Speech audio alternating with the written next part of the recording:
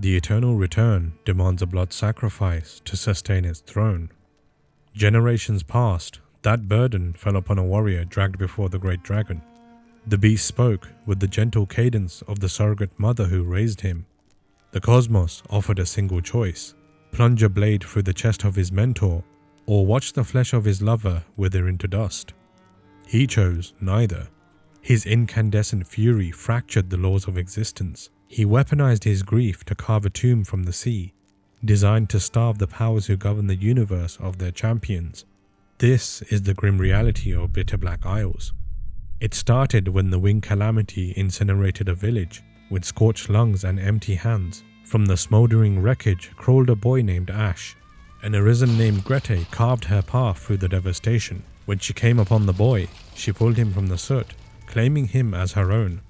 Her silent shadow Olra stood close behind with an unblinking gaze.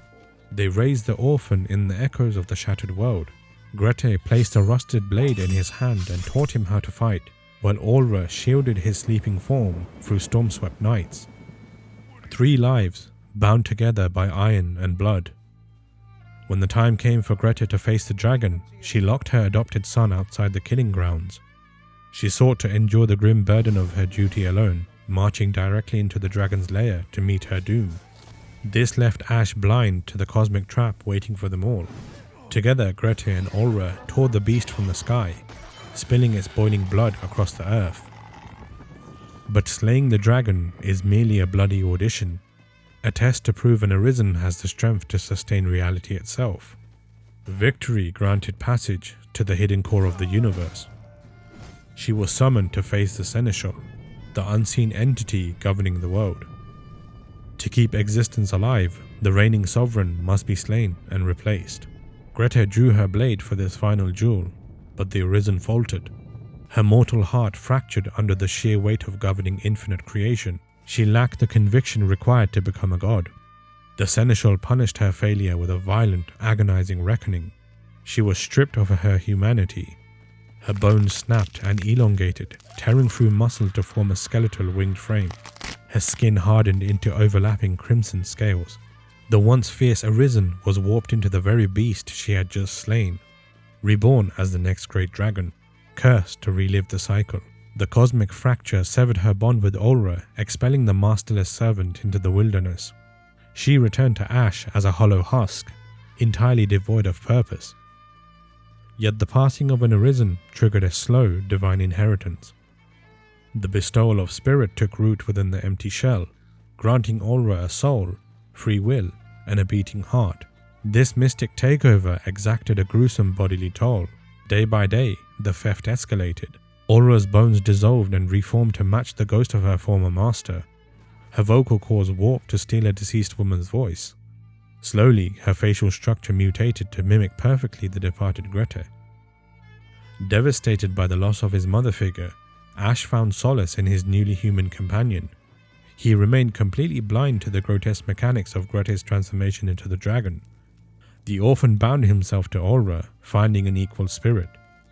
In the shadows of their shared grief, the bond between the adopted son and the former servant blossomed into a deep, consuming romance, eventually taking her as his beloved. Every time Ashe stared into his lover's eyes, he looked into the identical face of the woman who had raised him. Then, the cycle sprang its trap.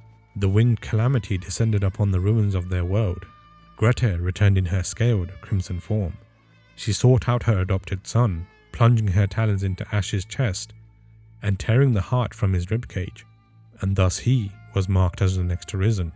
Driven by an absolute desperate devotion to protect the woman he loved, Ashe chose the human Olra to serve as his main companion on his quest. Their campaign ended in the subterranean dark. Deep within the killing grounds, the great dragon spoke. Through the monstrous, rumbling jaw, Ashe recognized the gentle cadence of his mentor. The beast he had come to slaughter was the woman who once pulled him from the wreckage. The great dragon laid out the cruel dichotomy of the eternal return. I shall do as you say.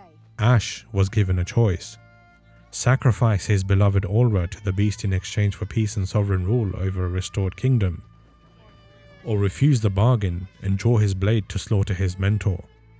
The psychological fracture was instantaneous. Ashe looked at the cosmic strings governing existence and flatly refused to play by their rules. His devotion curdled into an incandescent rage. He rejected both the sacrifice and the duel. With his final mortal breath, Ashe weaponized the force of his willpower. He cursed the Arisen, he cursed the dragon, he cursed the fading god upon the throne, demanding the total collapse of the cycle itself. The cosmos recognized the raw magnitude of his conviction, but the paradox warped reality. Because Ashe rejected the core tenets of the trial, the terms of the cycle turned inward. Grette's crimson talons flashed through the cavernous depths, impaling Olra and extinguishing her soul anyway. Simultaneously, the cosmic curse exacted its toll on Ashe's remaining flesh. Invisible forces stripped away his humanity, twisting his body into a demonic entity.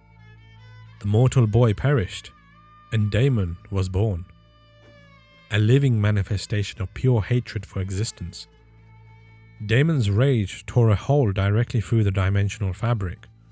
Out of the ocean waves, Bitterblack Isles emerged. The environment formed a physical map of the broken boy's psyche. Crumbling masonry mimicked his lost home. Shattered riftstone mocked his inability to save his beloved Olra. The Isles became a transdimensional nexus point, connecting to the rifts of infinite worlds. From the dark, Daimon used the labyrinth to lure Arisen and their pawns into the depth for slaughter. It was a futile attempt to starve the cycle of its champions forever. Centuries bled into the void. For generations, the trap functioned with ruthless efficiency. Daimon's unyielding hatred turned Bitterblack Isles into a multiversal beacon, dragging Arisen from parallel dimensions straight into the labyrinth.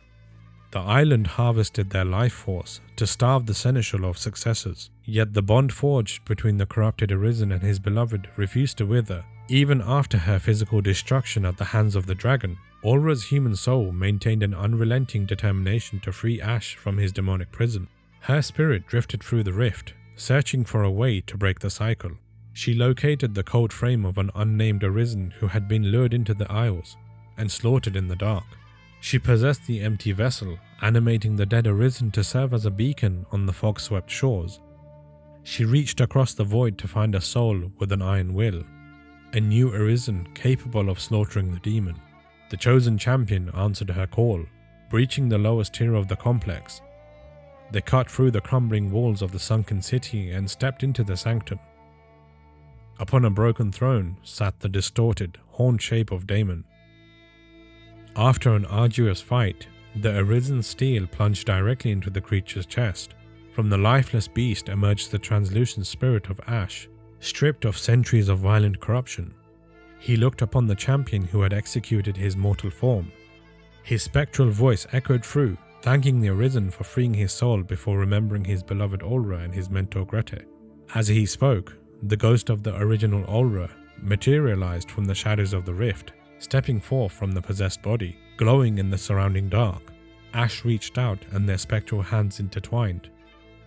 Bound no longer by the cages of the cosmos, the orphan boy and his beloved turned away and faded into the deep peace of the rift together. The slain Arisen who had unknowingly lent her flesh to Olra's ghost awoke. Her frame remained intact. She opened her eyes, drawing a clean breath of salty air, resurrected and finally free from the heavy weight of possession. Though the ancient spirit had departed, the Arisen stood up, looked across the water, and chose to keep the name Olra to honor the memory of the fallen pair. Behind her, the island remained, nothing more than a silent hollow monument of stone. The tragedy of Ashe and Olra stands as a grim warning etched into the bedrock of reality. The eternal return demands endless suffering to sustain its broken axis. For the first time in memory, a mortal looked up at the cosmic architecture of a rigged universe and laid down his blade. He simply refused the bargain. Ashe weaponized his grief to starve the gods of their champions. His rebellion twisted him into a monster, but his unfiltered rage proved a vital truth. The strings of the cosmic puppet master can be severed. When a human heart fractures severely enough, the laws of existence break right along with it. Beyond the fog, a parallel realm faces the exact same trap. A cold, watchful eye still governs the sky, But having walked through the petrified ruins of Bitterblack Isles, we know the cost. The next time the cosmos demands a blood sacrifice to keep the world turning, remember the orphan who chose to curse the sky instead. I felt this was a good video to make in preparation for the upcoming DLC expansion down the road. We don't know what the story of the future editions will entail, but hopefully this serves as a solid recap of what went down during Dark Arisen. Before you step out into the dark, I wanted to share some incredible news with you. Firstly, the channel just hit 2,000 subscribers. Secondly, I was officially accepted into the YouTube Partner Program. That's right, I am officially monetized. I honestly, literally couldn't have done it without you, so thank you for everything. Thank you for all the support. Thank you for always showing up and watching these videos. I'm so grateful for all the amazing people I've met on this journey. I promised myself that the day I got monetized, I would use this platform to do some good and give back to this amazing community we are building. I want to dedicate my very first YouTube paycheck to a charity, and I would love for you to choose it. Leave your suggestions in the comment below. Ideally one with a 100% donation policy. I want to preface, it's early days, so it's not going to be a massive check, but it's a start. As the channel grows, I can hopefully give back a lot more. Maybe even host giveaways for you guys, like copies of the DLC, who knows. Until then, thank you all for watching. My name is Dynamic Man. I'll catch you in the next one.